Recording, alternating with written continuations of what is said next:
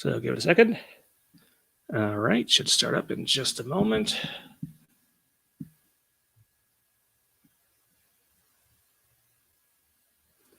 Hi, folks. Steven here. So yeah, this is going to be another one of these discussions. You may remember that last Sunday we did a discussion of the music of Mewtwo Strikes Back Evolution, and that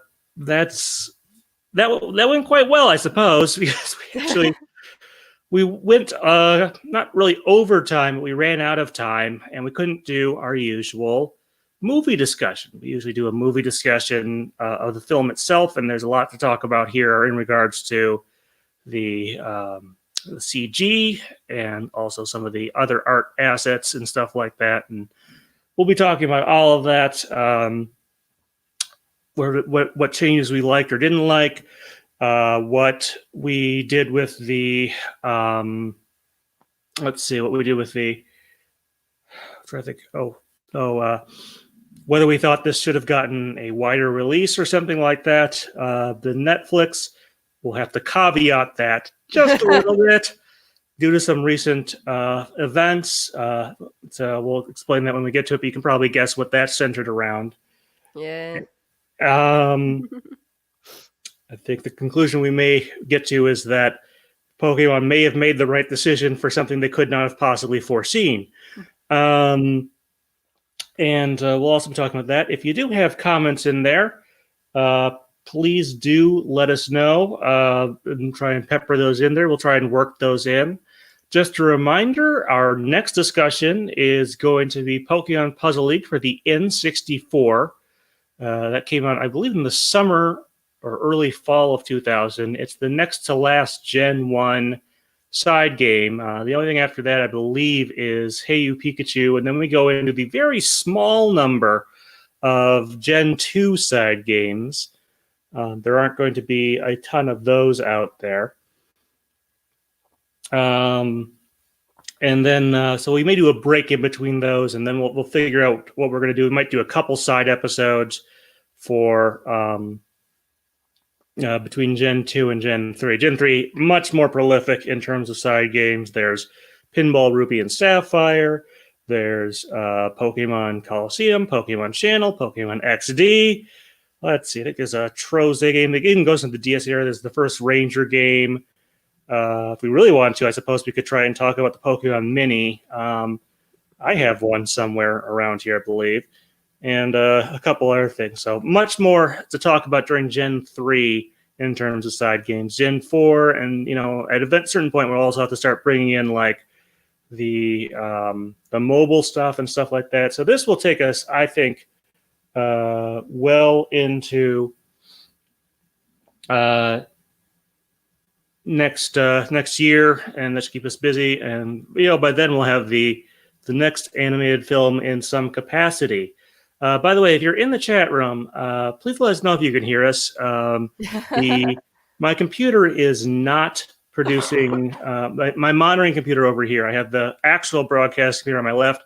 The monitoring computer, the sound is just not working. I tried other things, and they weren't producing sound either. The microphone seems to be working, but the sound is not. I could grab my phone and use that to monitor, and that would presumably help us out here somewhat.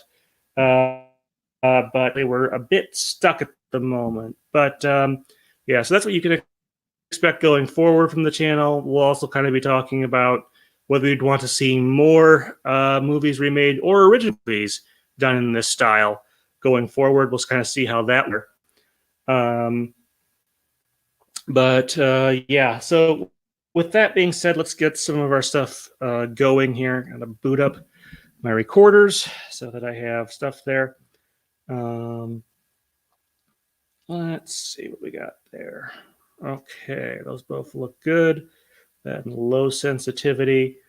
That should all.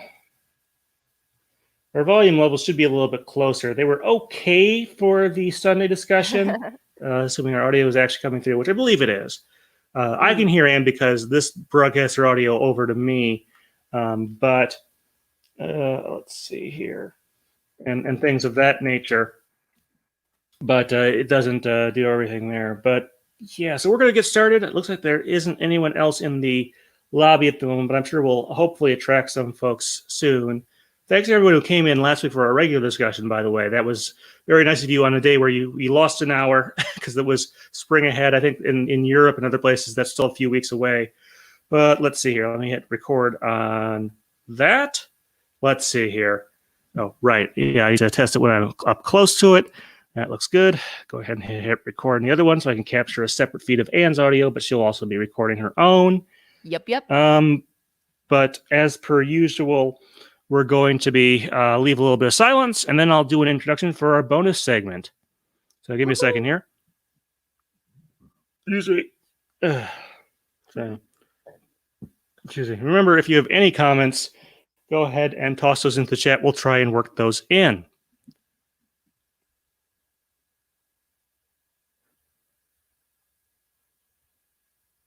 Okay, well, time to talk about the movie itself. For those of you who aren't aware, we're actually recording this about a week after we did our music discussion because we kind of ran over on time on that and didn't have enough time to do the actual movie discussion, which we always like to do with this.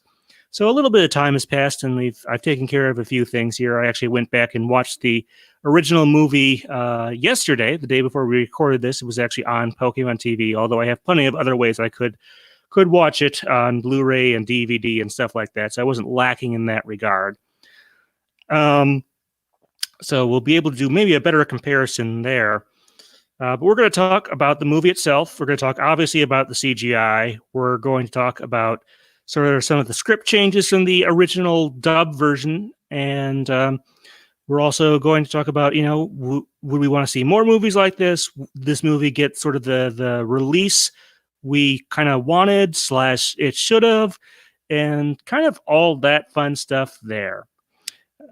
If you're watching along with this live or as a replay, please do give us some comments how you felt about the movie itself. We will try to work those in either here or in the future discussion. Always appreciate that. Viewer feedback is some of the best stuff we get here. But yeah, so I guess we should talk about, reactions. First of all, when this movie was originally announced, this remake was originally announced, I guess back in 2018, it must have been, because I think it was sort of teased along with the Power of Us movie when that came out back then. I'm not sure. As far as my thoughts, I think I was a little bit cautious about this. I don't think they initially announced it was going to be a CGI remake. I think they just announced what the concept was. Maybe I'm wrong about that. But in any event, that's kind of what we had to go with there. That was obviously, even back then, that was still a trend that was going on, primarily with like Disney redoing their stuff as their animated movies as live action. And what was your sort of reaction to the announcement of this?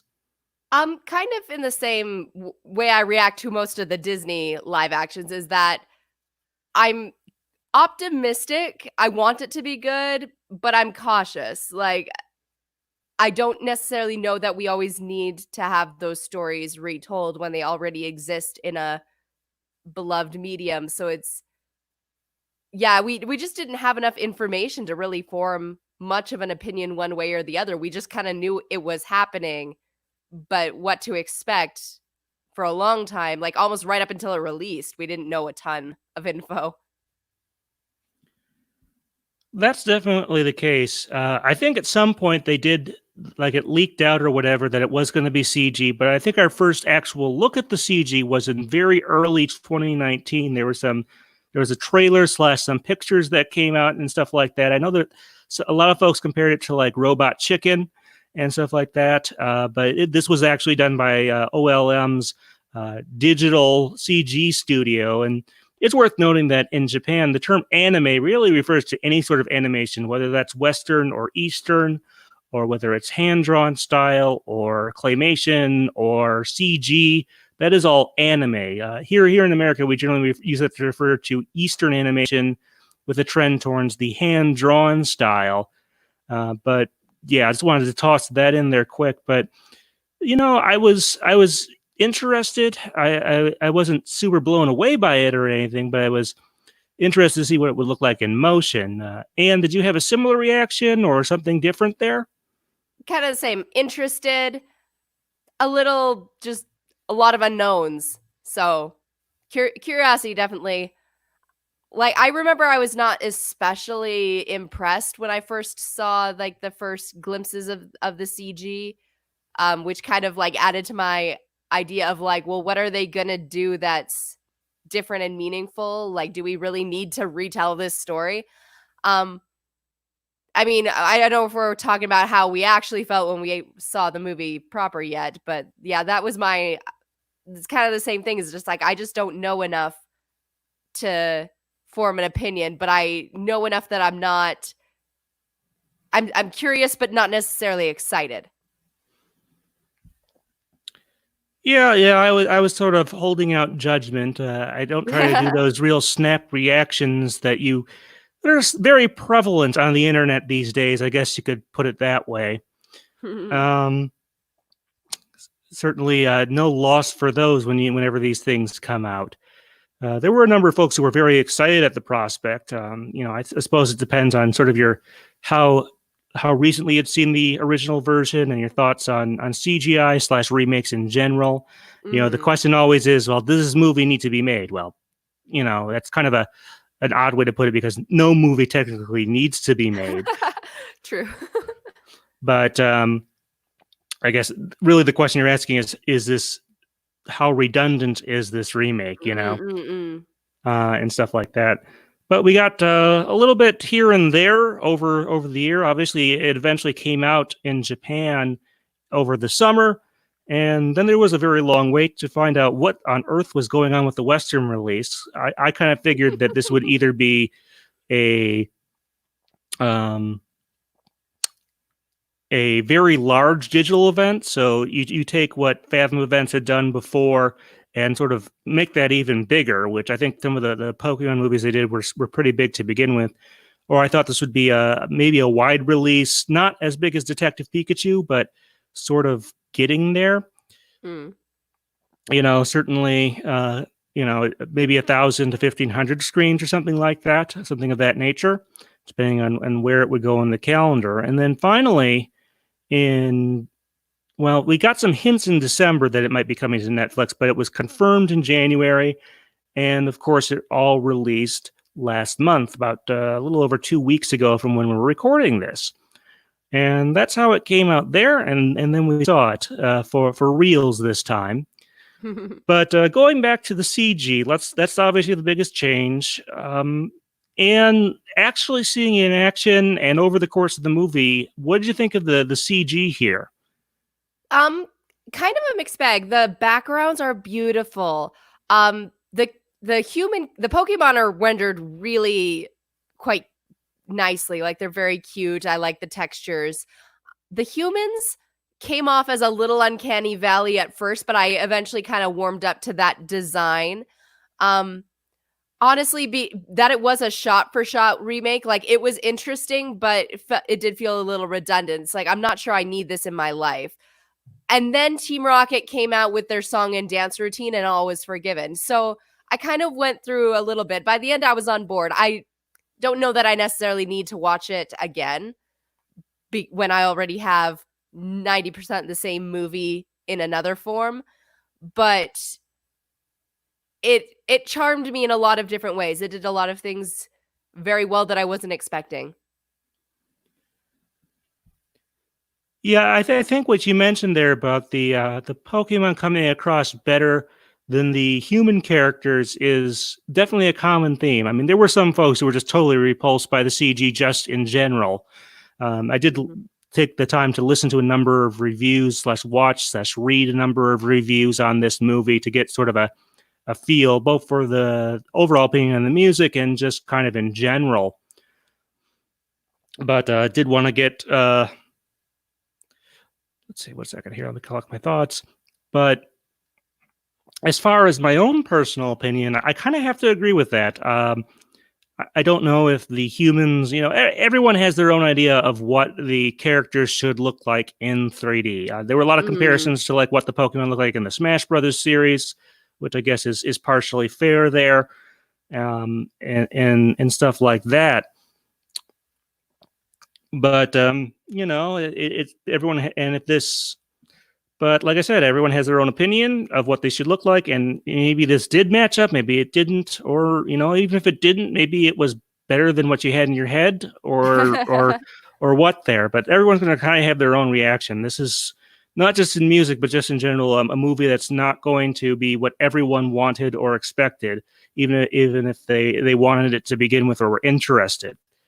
But yeah, I have heard some criticisms about the animation quality and whether it's as good as what people would expect. I mean, some folks really lauded it. Other folks were unimpressed.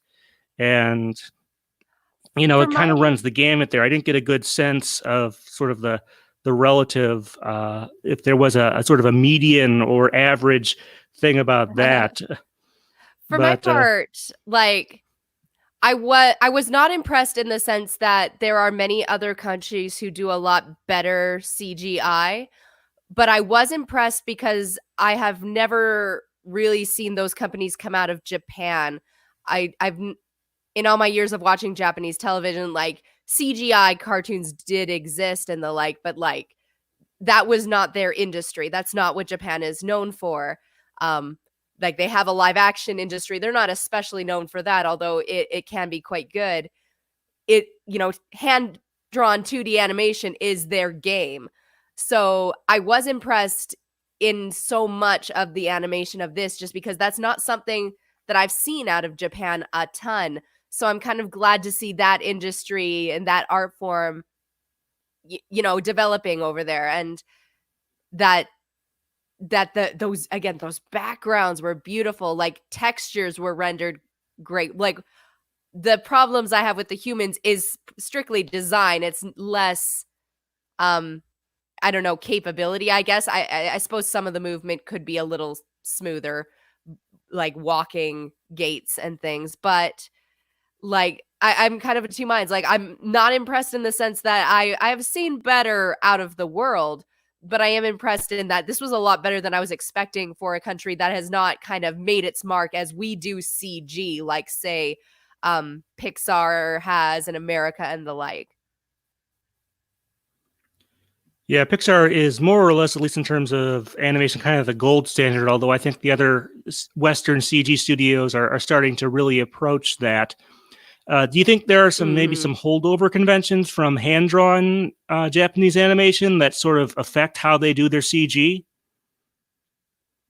That is not a discipline I'm super involved in, so I don't think I'd be able to identify them. It's possible. Given that OLM it started out as primarily hand-drawn. I don't know what their background in CG is. It's possible. I mean, I suppose we did kind of see that a little bit with some of the earlier CGI television shows over here, where people were transitioning from one medium into the next and different ways of working.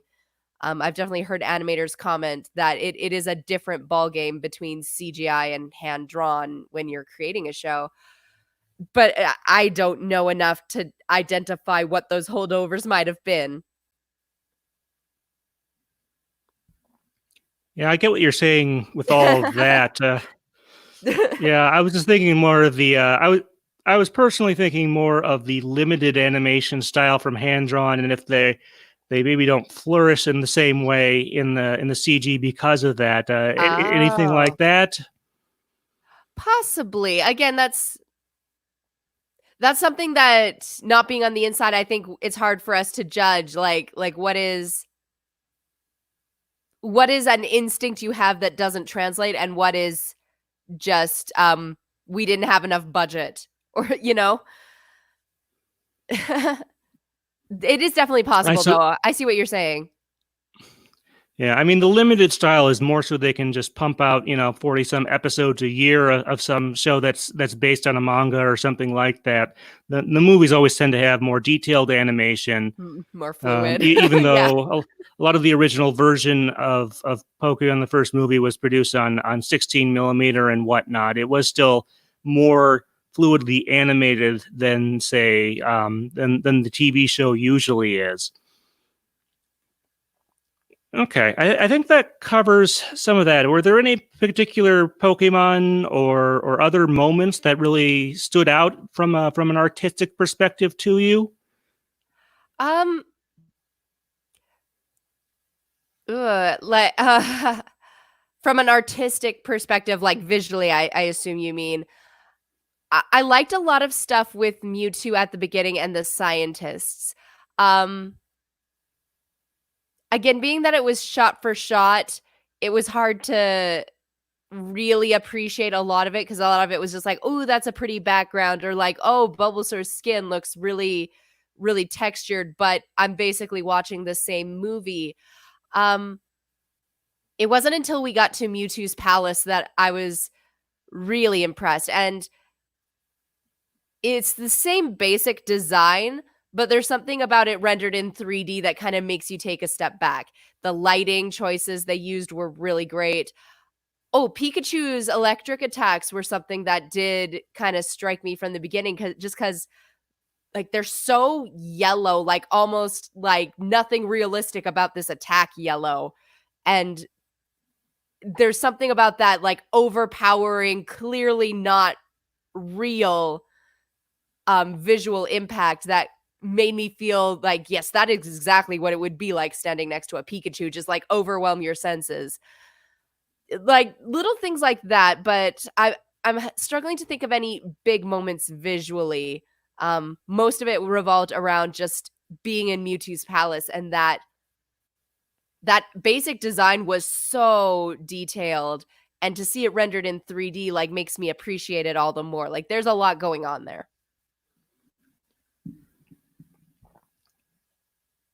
I see. I mean, I didn't have as much quite stand out to me. I think we're at a bit of a disadvantage, this being, home viewing on Netflix, which is streaming. So may not be able to see all the detail that is in there. It looked nice to me. And definitely some of the fur texturing. I actually kind of, there's that Raticate in the at the pier or whatever it is that really stood out to me. Mm. I did have a question. Go ahead. Yeah, I noticed about midway through the movie when stuff goes down, it got super dark, like to the point where it was difficult to physically see some of the characters, like when Ash was running around to save Pikachu from Mewtwo's collection balls and the like. Was I was never sure if that was just my friend's TV that I watched it on, or like our connection on our end, or if that was something everyone universally experienced. I couldn't really see a lot online about that. Did you notice any point where the screen basically just got too dark to see? I don't Like know that I maybe had an experience like that. yeah, That might be some like our picture setting. settings on your TV Yeah. or something like that. I Okay. mean, that can be a problem, but I wish I had more to say. I don't recall an No, experience quite like that watching this. So was probably just I, us then. I do remember that it comes up with sort of the flashing, like there's a flashing scene or something like this, which I think is when Ash is going through that tube down there with the stuff down there, which is obviously kind of ironic given the franchise we're dealing with. But no, I don't recall an experience quite like that. I think things were certainly bright enough for me to see most of the time. Yeah, your TV picture settings, if you have like some of those auto correction stuff on, can go too far. Maybe that was a case of that. But Yeah. All right, thanks. okay, so moving on from there,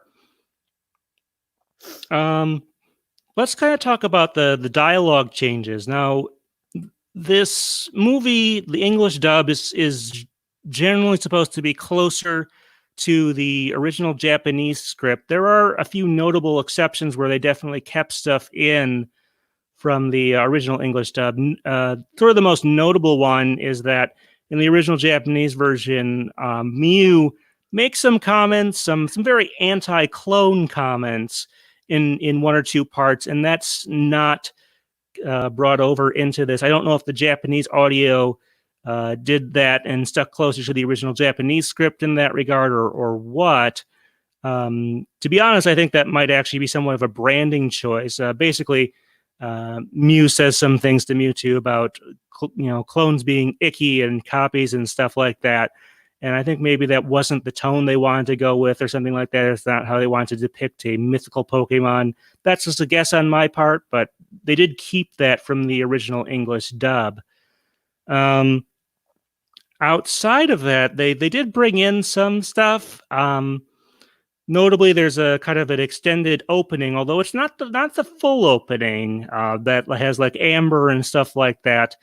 And then they sort of added a bunch of stuff, to be honest. And you can kind of probably tell from my intonation there that maybe I wasn't the most impressed by some of that. But I guess we want to break that down area by area. Let's talk about, were there some script changes that really stuck out to you, Anne? Team Rocket's song and dance number. I think we both were guessing they probably wouldn't do the Vikings thing again. So when they came up in their Lapras, that was a great scene. Most of what I noticed was that beginning where they kind of went into that intro special with Amber, but then didn't. That was a bit disappointing. I felt a little bored and just wishing if they were going to add extra stuff that we got to see that origin with her. But most of the changes I noticed were related to Team Rocket and their dialogue. I found for the English version, I much preferred this round of dialogue between Meowth and his clone. I don't know that anything super profound got said or changed, but just something about the way the conversation played out, I liked a lot. Funny you should mention that, because actually I think that's one of the other way. Well, it's not just me, Anne. You're entitled to your opinion for sure, but if you look, it's definitely one of the biggest criticisms of things they change is that Meowth does not get to do his sort of, maybe if we thought about what we had in common instead of always what we have that's different, maybe the world would be a better place. Not quite what he says there. And that was a pretty heavy criticism that they changed it to the original Japanese thing, which is about the moon. Let's talk about this scene in depth. Okay. So if you ever listen to the commentary on the original DVD, if you ever listen to the commentary on the original Mewtwo Strikes Back Pokemon the First Movie DVD, the Norman and I forget who the other guy is in there. I'm pretty sure it's Norman Grossfeld. Talk about how this scene, they were really seriously considering cutting it because it kind of didn't, strike them. And eventually they came up with this line about where Meowth talks about how we have, the same moon, the same air. And I think there are probably a couple of reasons that folks really missed this line. I think something similar Mewtwo says a little bit later. They sort of tried to keep some aspect of it. But honestly, I really wish they had kept that because, to be honest, I really wish they had kept that because, in this day and age, that's really a thing society needs. And to cut that out and, maybe they moved it a little somewhere else, but the whole full moon thing just didn't really do it for me. It's just not, I'm sure there's, sort of a philosophical thing there that Meowth is doing in this one, but that sentiment is something our world really needs. A movie isn't going to save the world or end our polarization or whatever in society. But I think that's one part of the movie that really is resonates in this day and age. And I think that's I would much rather they had gone with that or something very close to it, if at all possible. And do you have a rebuttal?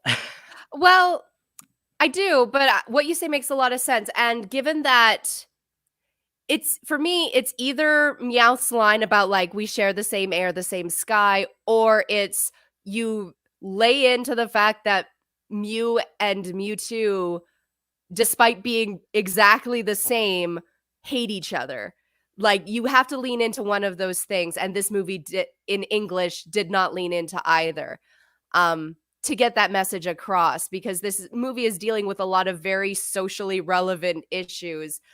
For me, I appreciate it just because, as an indie film lover and like Japanese being a very indirect culture when it comes to it, like they don't often in media express things directly on the nose.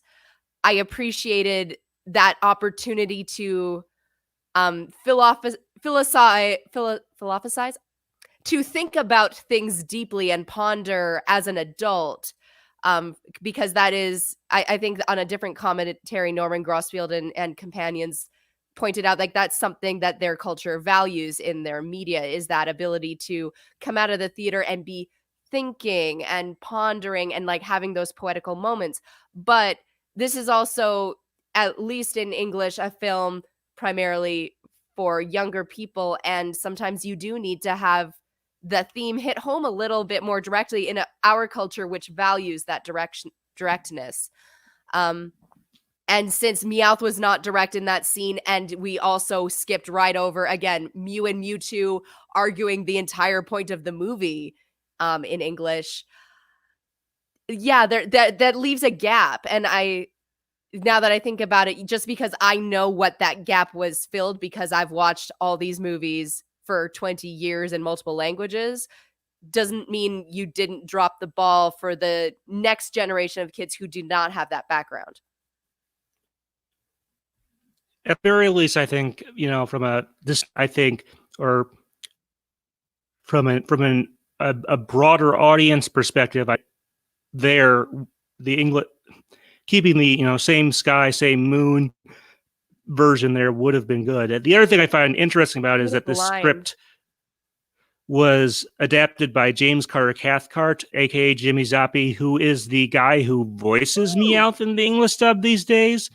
And you'd think he would have lobbied. Yeah. I mean, maybe that's why it got at least captured a little bit somewhere else, but you think he'd lobby a little bit harder to keep that line in there. Maybe he never liked it. I don't know.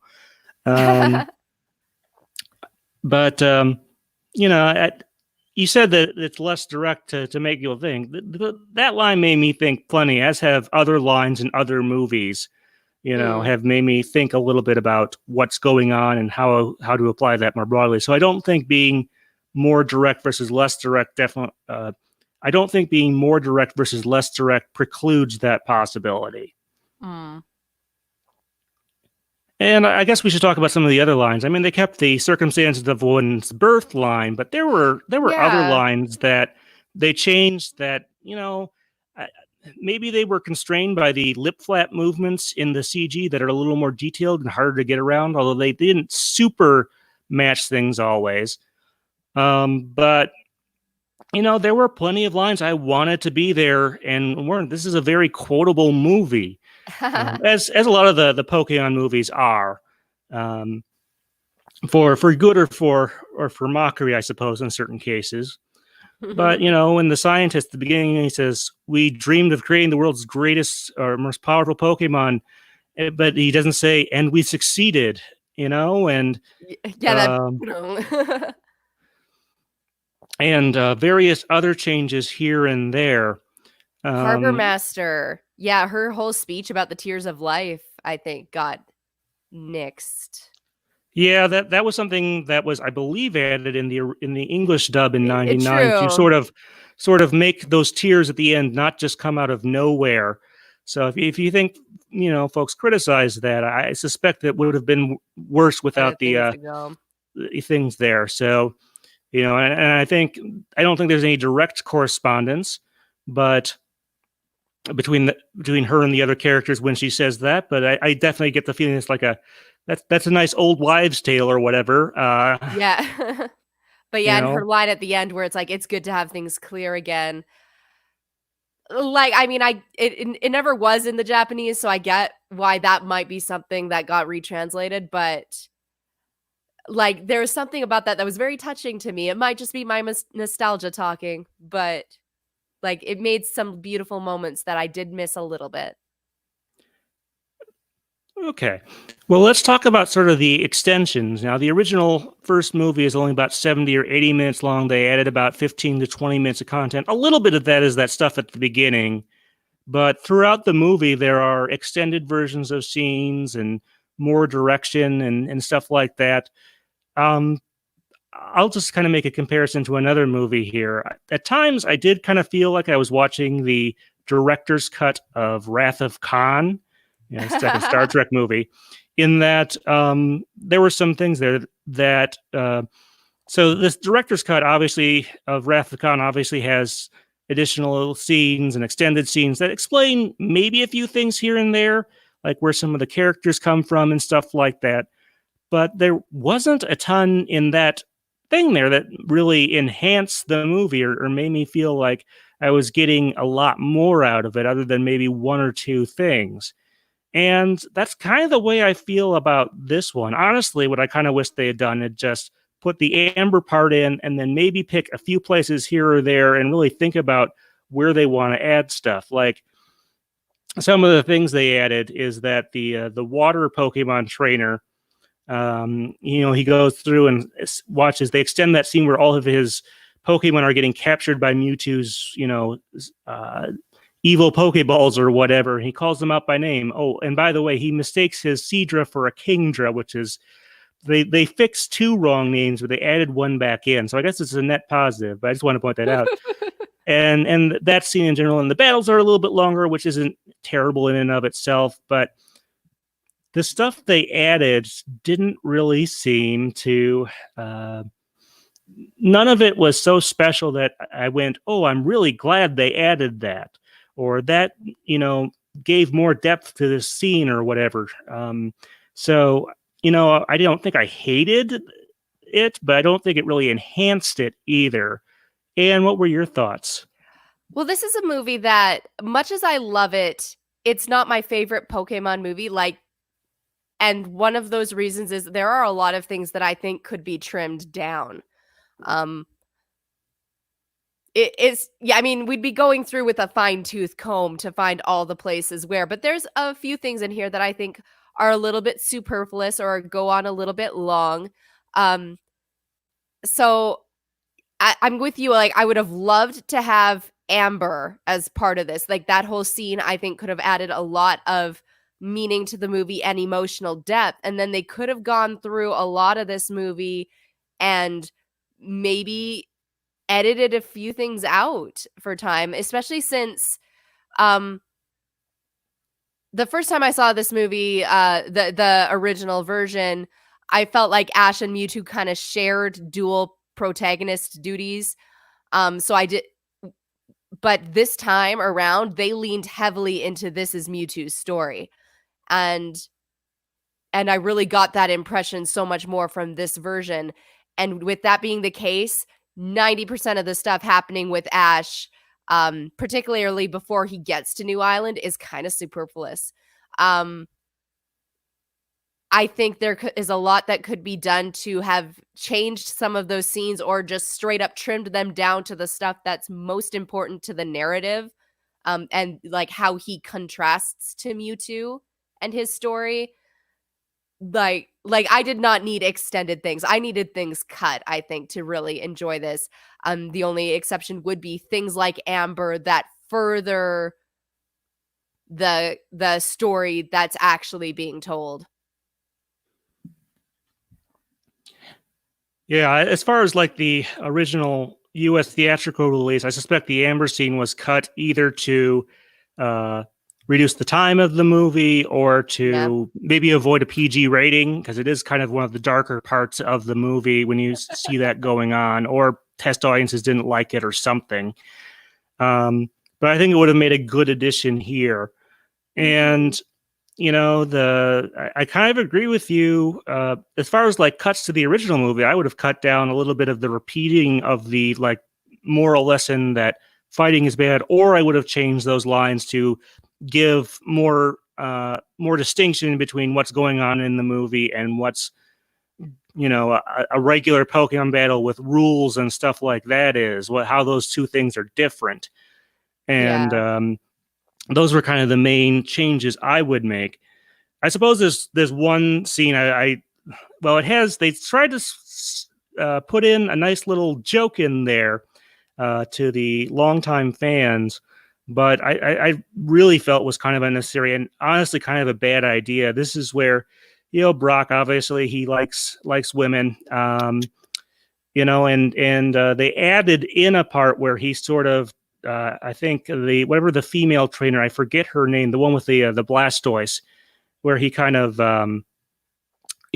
says nice things about her, as I guess the nice way to put it. And in this day and age, I think we really did not need that as an addition, and it feels a little tone deaf due to current societal trends. Let's put it that way. And this is obviously where they stuff, well, not obviously, I suppose, but they stuff in a jelly donut joke to make a thing there. And did you have any thoughts on that particular edition? I just kind of wanted to call it out. Sorry.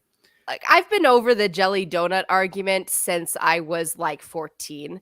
So like I did not need that brought up again, although I'm sure Brock makes lovely jelly donuts. I didn't mind us seeing an example of his flirting. But I agree that just because Brock has been doing that since day one, but I agree that since it wasn't in the original movie and it got added, it throws a giant spotlight on it and makes you question things a little more.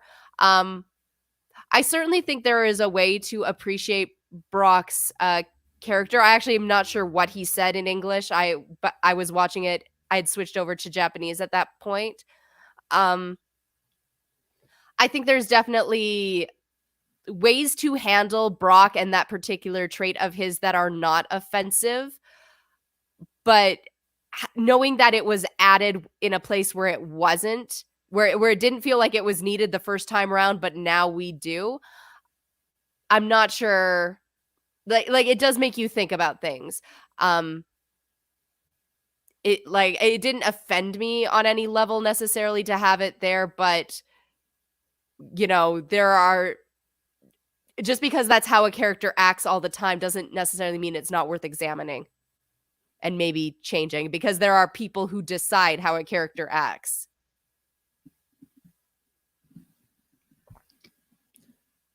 Yeah, so what I suppose one of the more, using a second. So yeah, however you feel about that one, I felt it was worth bringing up. Yeah.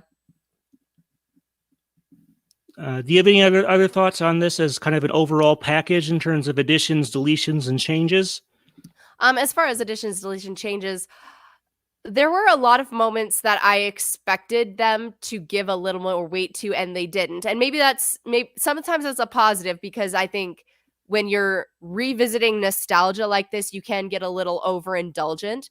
So, like, props to them for not necessarily padding out their big emotional meaty moments any more than was done. And necessarily like having a moment to be like, look how brilliant we are. We created this cultural touchstone.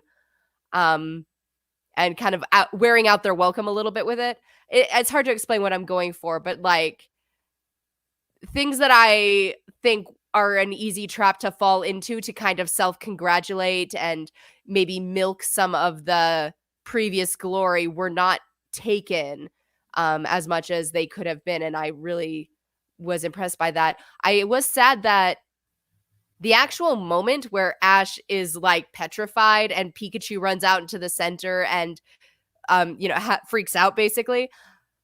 I felt that got shortened. Like, I felt we didn't have as much time sitting with Pikachu and their desperation and their grief. Like, I think we did touch on it for a brief second last week when we talked about this. Like, Ikue Otani's voice acting like wrecked us. Like, she almost deserves, I think she deserves an Oscar for that scene. Like, she has no human dialogue, and yet she takes us on a huge arc of like all the stages of grief, and like there's so much emotion in her voice. And I feel like that scene felt a little flat to me this time just because we didn't have the time. We didn't have those long periods of silence and then as many lines of Pikachu dialogue, of Pikachu processing that. And then, once the acceptance finally kicks in, that long period of grief and crying. It was a little bit different. Some of it was good, some of it was bad, but like just it felt a lot shorter, and it felt like I didn't have enough time to breathe with that scene as we did the first time. And maybe in terms of actual seconds, it was the same time, and it just, like I said, the moment didn't breathe, so it felt shorter. But for that reason, it had less of an impact on me than it has. I kind of get what you're saying. I'm not sure if I have the same observation there. Yeah. I do think this version hit me less emotionally, and some of that, no doubt, is some of the changed dialogue and the missing sort of key lines there, and stuff like that. And obviously, the music that we talked about at length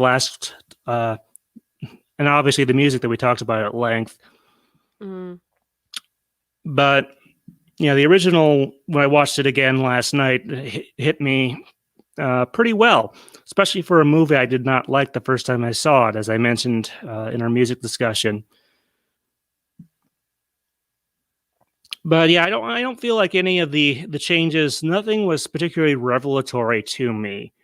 And I suspect there are other people who feel that way, that they have been told time and time again by quote unquote the internet,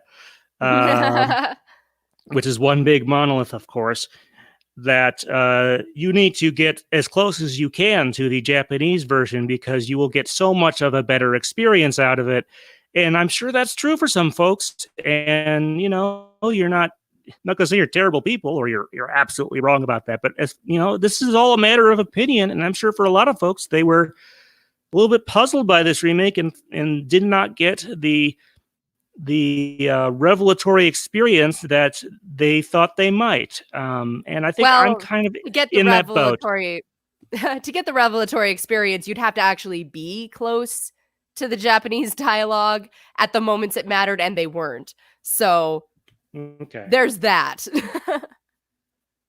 But you're right. Yeah, I suppose watching it in English is no detriment to you or your viewing experience, certainly.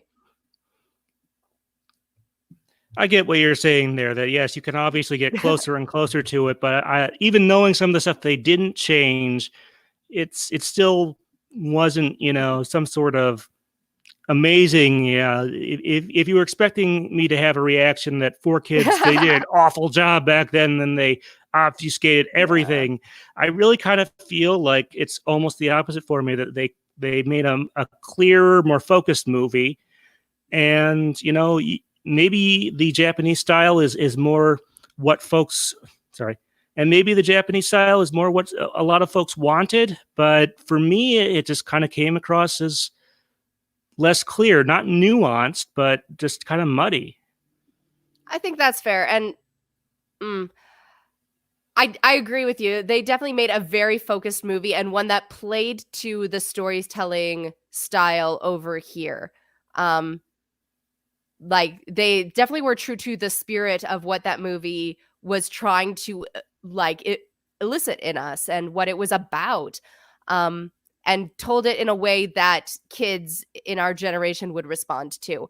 I would again argue, if you're trying to compare this remake to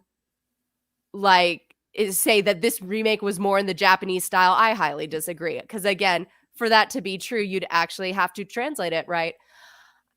Or at least not translate it. It's not like they translated it wrong. They just made choices. But yeah, like I don't think that you could say this remake is the viewing experience you're looking for if you're trying to watch it in Japanese. But I also say if you're from a Western culture, watching it in the Japanese experience, like you have to come in prepared to do mental homework, and you might still walk away feeling like it is not as a focused movie because it's not like it was necessarily a masterpiece to begin with. So for my part, yeah, like the English dub of the original is far superior, I think, to or the English adaptation of the original is superior, I think, in structure and storytelling and translation choices to this English version. But I definitely think trying to compare this new version to the Japanese is not fair because it's still not. It's accurate up to the points where it like actually matters to the plot.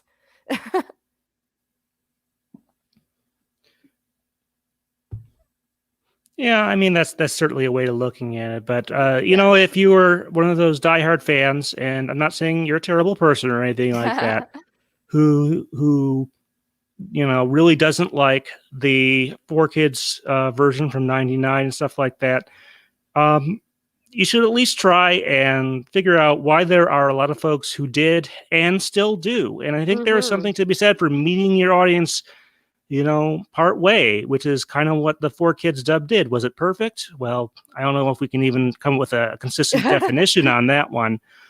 But like I said, a lot of folks liked it then, and they still like it now. And Right, so, even if you don't agree with them, you should at least try and figure out why that is. Mm-hmm. All right. Well, we have some, I guess, other things to cover here. First of all, I wanted to discuss, should this have been theatrically released? At this point, we don't think there's going to be any like road show or anything like that with this movie.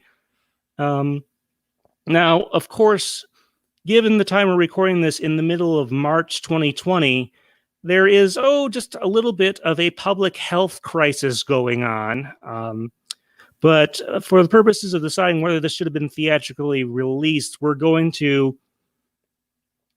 assume that this decision was made last year, before the Pokemon Company or whatever studios might have been interested would have a clue that there was going to be something called, COVID-19 running around the world and closing movie theaters in certain countries and diminishing returns in many others, and generally just keeping people from going out as much as they would. But personally, there are a couple of reasons I would have liked to have seen this in theaters. If this were going to a traditional distributor, most likely I guess it would be either Disney or Warner Brothers, since Disney has an existing relationship with the Pokemon Company for the television rights to the TV show and to the movies. And of course, Warner Brothers distributed the original version of the movie and also did Detective Pikachu when they inherited that last year. Those were kind of the obvious choices. In theory, it could have been just about any movie studio, major movie studio might have wanted to take a crack, given the current market for remakes of 90s kids films. You know, you look at it, it might not have made, say, you know, Aladdin or Lion King or, you know, even Mulan money, which Mulan is definitely being diminished in terms of its returns, or will be diminished in terms of its returns due to the whole COVID-19 scenario, since all the movie theaters in China are closed down right now. And they're missing out on many in America too. Yeah, they're missing out on tens of millions of dollars there, kind of unfortunately. But let's see, where was I? Oh, but I really expect that had this been released to theaters worldwide, it could have grossed somewhere in the 200, 300 million range. Recalling that Detective Pikachu made almost $500 million in box office revenue. And of course, much more in merchandising and home video and stuff like that. But and I would expect that the Pokemon Company's take on something like that would have been in the 8-figure range at least. If it did phenomenally well, it could be even up to over 100 million. Although that's more than I would expect this thing to gross. Obviously, they would have had to spend more time on marketing and other things. But Anne, what are sort of your overall thoughts on that? Overall, for an Asian market, absolutely, it should have gotten a theatrical release, and I believe in Japan it probably did. Over in the rest of the world, assuming we were not under quarantine, if they thought they could recoup the money it would take to market it in the West, then absolutely they should have. Like, why not? They will get a lot of people out of curiosity. Like, if they felt that they could get their money back for it, they absolutely should have. Did we necessarily need a theatrical release for this movie? I'm not sure. Like, it feels like a dessert, like an extra dessert to me. Like, no one is going to turn down an extra slice of cake, but you don't need that extra slice of cake.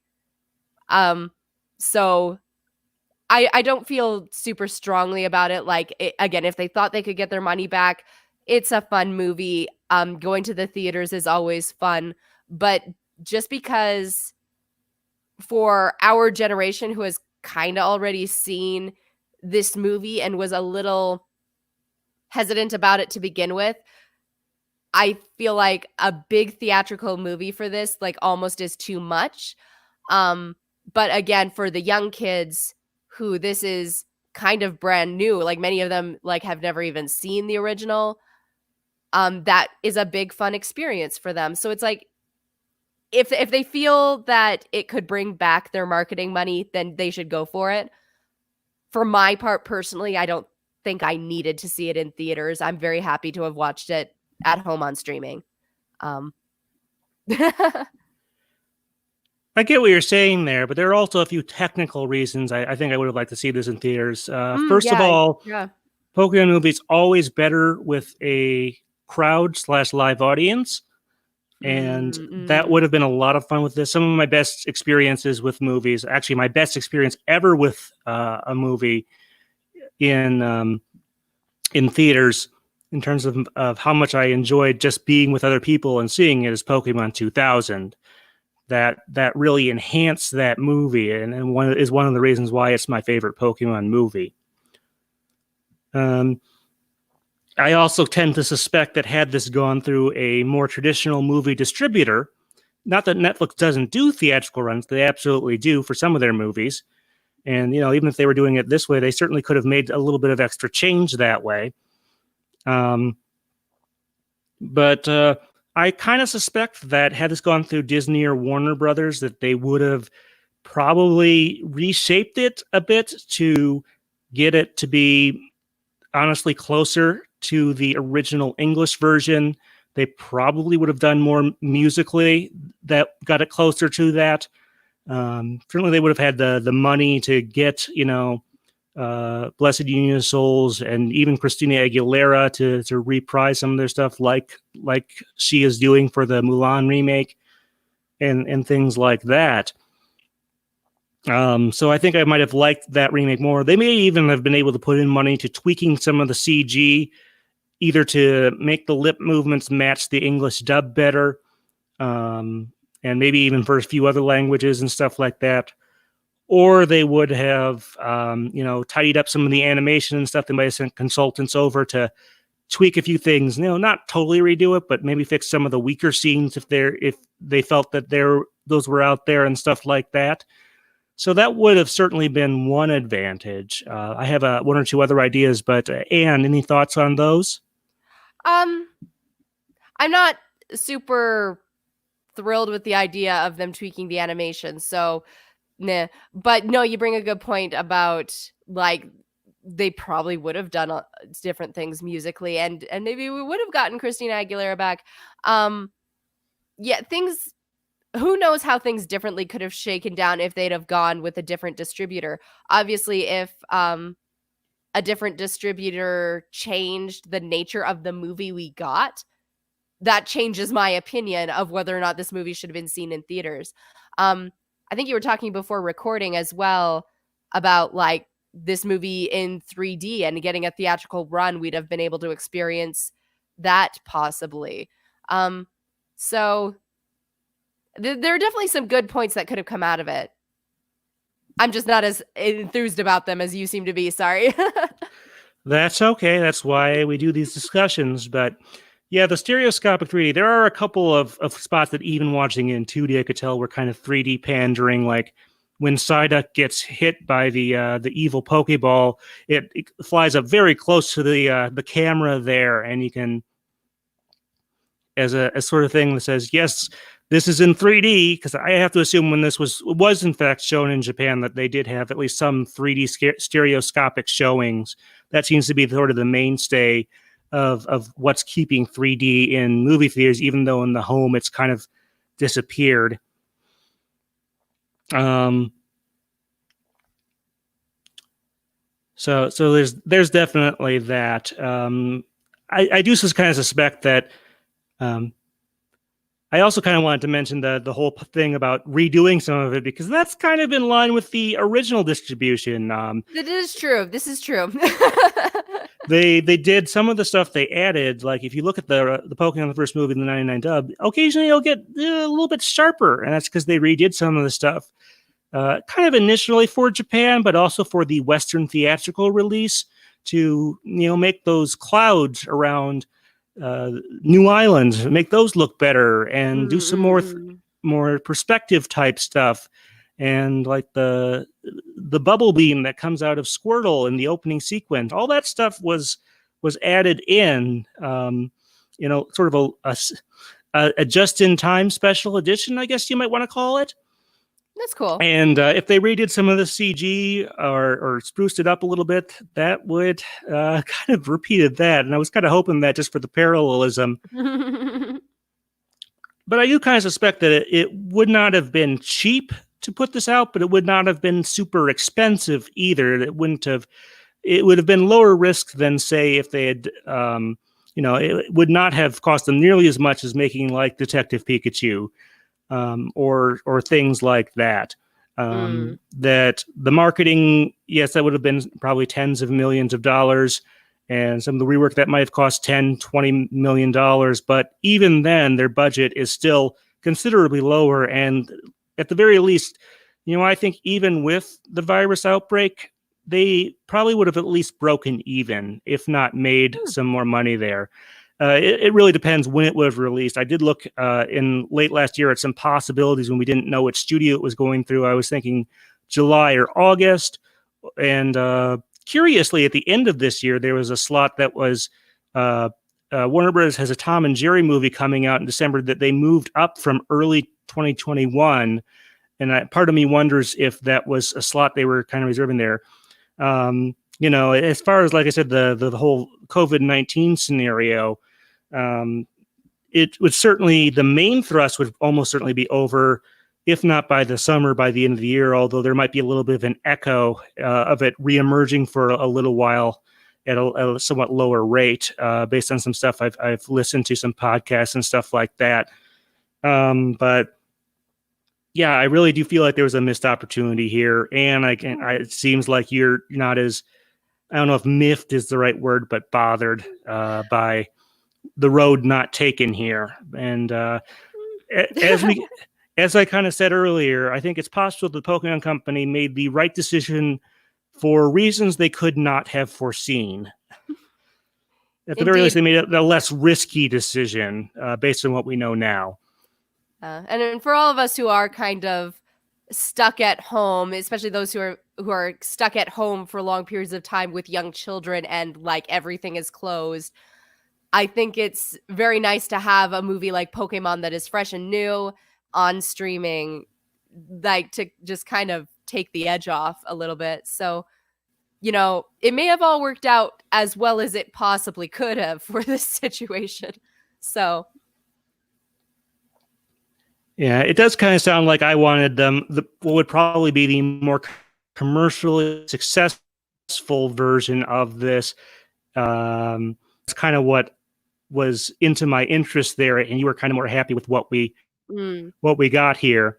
But neither of us likes it more than the original version or the 99 version, perhaps. No, I don't know if you were planning to circle around to this later. I would like to just mention the acting because I've mentioned like on my podcast, like it took me a long time to kind of come around to the English dub post for kids, partially just because, you know, nostalgia reasons. You grow up with a certain character voice and then it changes and you feel like you don't know that character anymore.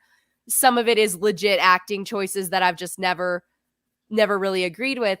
But this is one movie where the cast had a great opportunity to kind of go back and revisit some iconic moments in Pokemon lore and kind of do their own take on it on the English side. Like for the Japanese side, it's all the same cast. I'm sure Rika and Ikoue were like, you know, waiting their entire lives to redo some of these scenes.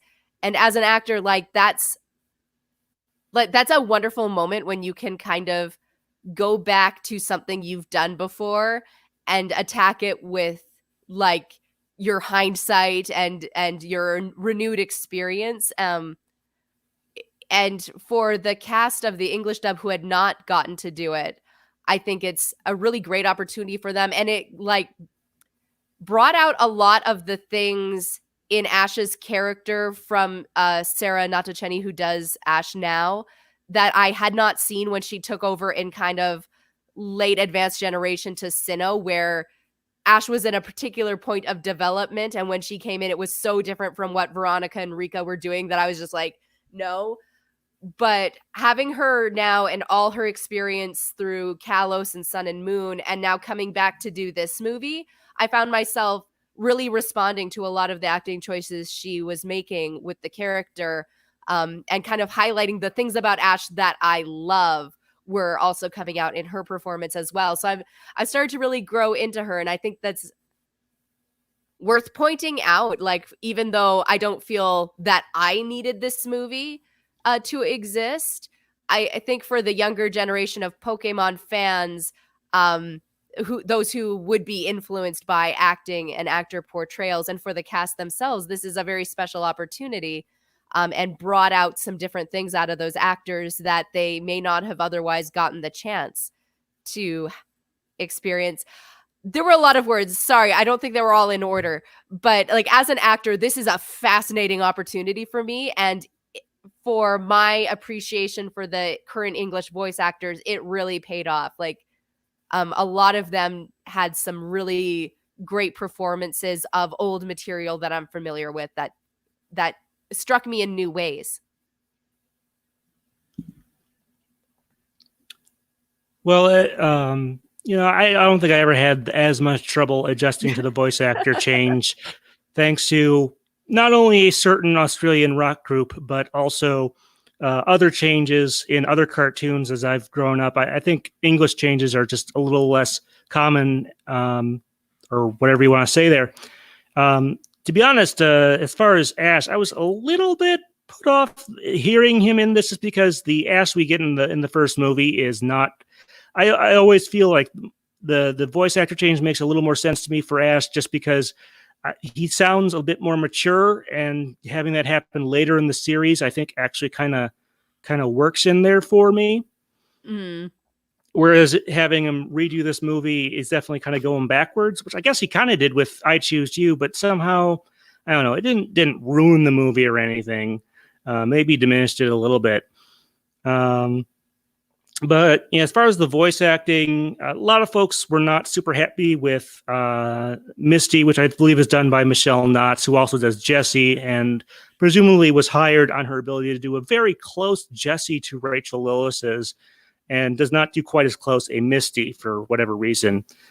It's just the way her voice works. At the time, I'm sure it obviously made sense, since Jessie was going to be a regular character going on, and Misty was not. But of course, we've seen more of her in the last few years, thanks to various things.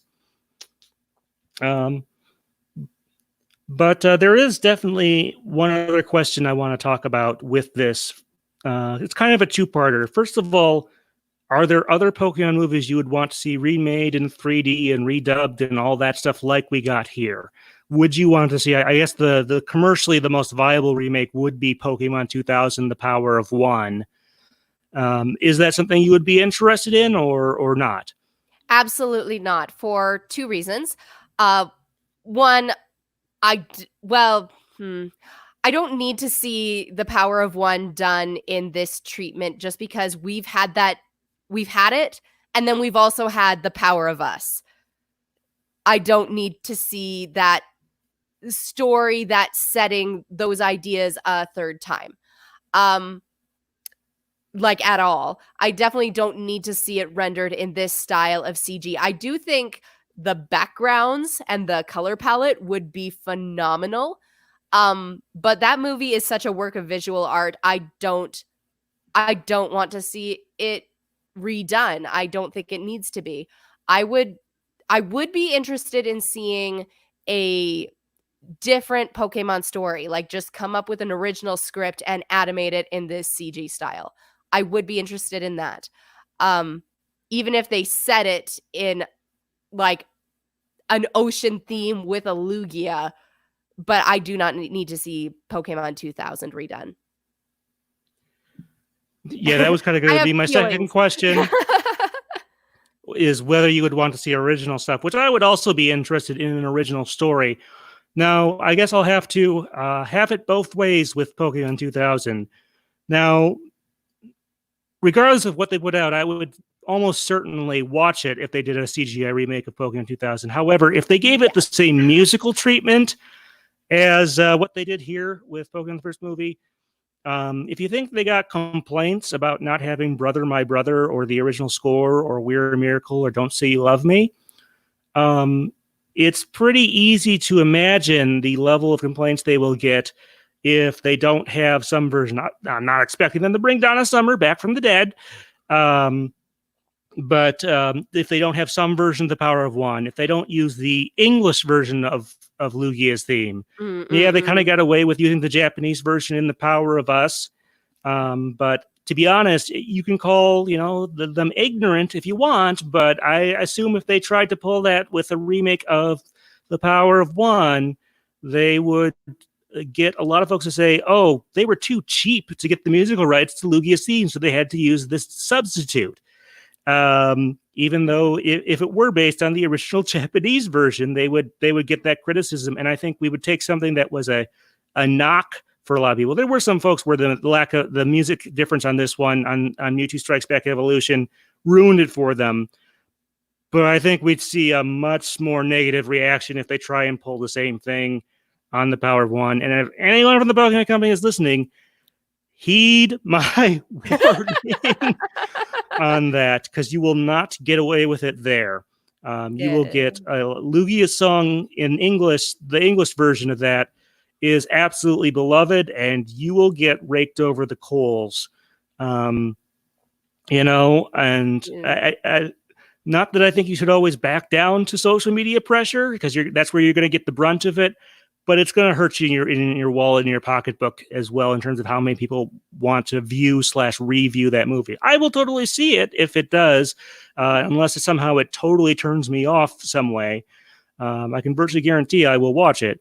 But if they take the same musical approach as they did this, then they're going to pay, because my appreciation for that movie is like 50% music, 20 or 30% visuals, and another 20% or so, a few witty lines and other choices here and there, is my appreciation of that movie. And the Japanese music isn't terrible. I do kind of wonder if on the Japanese side, if they would even, no disrespect to Amuro Namie, or however you say that, if they would actually bring that back there, because I don't think that song is quite as associated with that movie. Certainly not as The Power of One is here. So that's kind of my opinion there. As far as any of the later movies, not something I absolutely need either. But an original story is an interesting concept. If they want to do that in 2 or 3 years or whatever, and interleave that with the hand-drawn movies they're doing, I think that could be quite interesting. Yeah, especially now that the movies have kind of veered off onto their own path. There's kind of a wide open world for stories and how they want to tell stories in the Pokemon world. But you're right, like movie 2 is at least 50% riding on its music and and a good chunk of the rest of the percent on its visuals. That plot, I love Takeshi Shudo's emotional writing, but it's got plot holes, it's got some problems. It's riding a lot on what it makes you feel visually and auditorily. And You can't mess with it or it all falls apart. I don't know. I wouldn't want to totally. I mean, the other complaint people have with that one is Ash doesn't do everything by himself, which I think is a kind of a fundamental misunderstanding of the. Yeah. I mean, you can argue the marketing said one person can make all the difference, but it doesn't mean, it's not one person does all the work or one person has all the answers. Yeah. It's every person has the one thing they can do. We are all one as a collective. But I would almost certainly watch it if such a thing were done. And actually, 2000 or The Power of One did gross higher in some countries than Pokemon the first movie. So there's a thing there. Okay, I think that covers about all we needed to with that. I'm not sure if that's exactly. I want to see if I can have some sort of ending on that. So let me just think of something quick here. I'm going for over an hour on this. Let me just think. But yeah, I think that kind of gives us our thoughts on the whole CGI remake and what we would like to see in the future. Obviously, the next one will be more of a traditional animation. I mean, we say hand-drawn. Everything's done on computers these days. It's just a matter of whether it's 3D rendered or designed to look like, a regular cartoon just done digitally. But yeah, so I'm interested to see what we're going to get from Coco. I'm sure we'll find out some more stuff about that soon. But Anne, any other thoughts on our movie discussion here? No, it was fun. I was glad I saw it. It was very nice. All right. Well, looking forward to do more of these in the future. All right. Excuse me. Let me stop on my recordings there. But yeah, if you have any comments on this, we'll try and work these into a future discussion of some sort. But our next discussion should be, let me get some more water here. All right. Well, wish I had a little more left in the glass. But will be Pokemon Puzzle League for the N64. Like I said, that is it's one of the Panel de Pon / Tetris Attack games. The Puzzle League name stuck in the West going forward, although we haven't really had a new iteration of this for a while. And but I'm looking forward to talking about that musically, just because there's a lot of stuff we've covered before in terms of that, and there's a little bit of original stuff, which would be kind of neat. But yeah, any comments on the movie or otherwise, go ahead and toss those in if you haven't done so already. We'll try and cover those. And I know you keep trying to get I hope I'm not taking too much time away. I am kind of keeping you in the news, so to speak, but I hope I'm not taking too much away from you getting your podcast restarted. It's kind of a rough go. I'm expecting a clearing in about a month or two where I will not be working 60 to 70 hour weeks.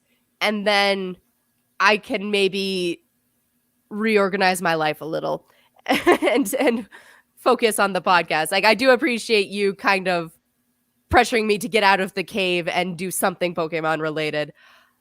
But because otherwise I think I'd just be working and sleeping right now. But I am hoping in the next month or two I will be able to put my life together in such a way that I can resume regular updates. Okay. But not sure I have anything else too much to add there, but thank you for everyone who came along here and watched this. I think we're going to hang things up here, but yeah, we got a lot out of this. This is, in terms of raw audio, I think this is the biggest one we've done so far. It outstrips our Perfume in Excess discussion that we did about 3 years ago. So this will be at least 2 episodes in the podcast feed, maybe split across 3. All right. And I still have other things, of course, on other avenues I'm doing. look forward in the future. We'll set up a schedule for when our next discussion will be. A week or two before that, I do plan on doing a live stream where I actually play some of the game there. That's always a little bit of fun to do, but yeah, I think that's the gist of what I've got going at the moment. All right, folks, thanks. Thank you.